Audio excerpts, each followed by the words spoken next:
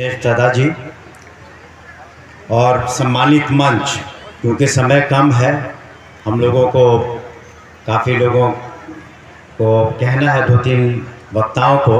आप सभी को हमारा नमस्कार और हम अपना आभार प्रकट करते हैं कि आप सभी, विशेष करके हमारे माताएं और महिलाएं और बहनें यहाँ पर काफ़ी संख्या में आई।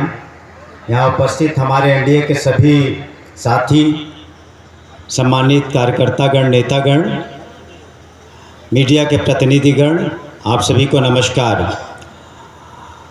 देखिए, इसमें कोई शक नहीं कि आने वाले 2025 में माननीय नीतीश कुमार के नेतृत्व में एनडीए के सरकार की वापसी होगी और प्रचंड बहुमत से वापसी होगी।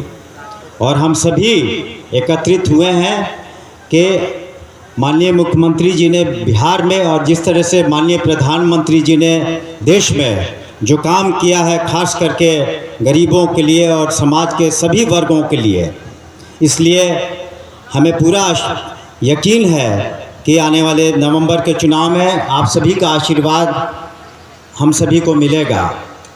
माननीय मुख्यमंत्री जी ने बिहार की एक नई तस्वीर पेश की है, नई दिशा दी है। और चाहे महिलाओं का सशक्तिकरण हो, आप कितनी संख्या में आई, चाहे वो शिक्षा हो, स्वास्थ्य हो, रोड, बिजली, पानी, सड़क, हर क्षेत्र में काम हुआ।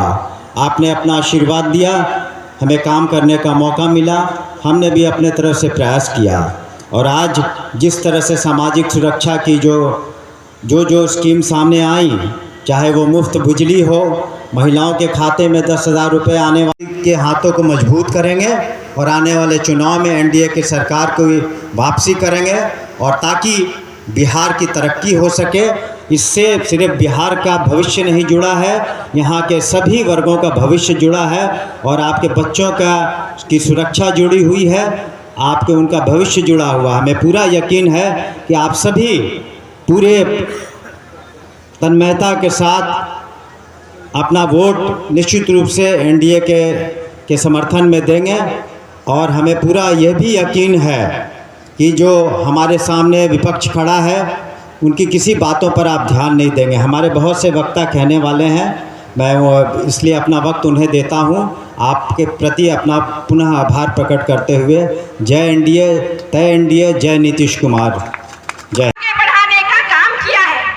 आज महिलाएं 35% नौकरी पा करके सिर्फ अपने घर को ही मजबूत नहीं कर रही है, बल्कि और औरतों के हौसले को भी बढ़ाने का काम कर रही है।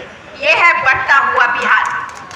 एक तरफ जिनके माता पिता ने 15 साल हुकूमत की, कि हमारे नेता नीतीश कुमार जी ने लड़कियों को साइकिल देकर सिर्फ एक योजना नहीं, बल्कि लड़कियों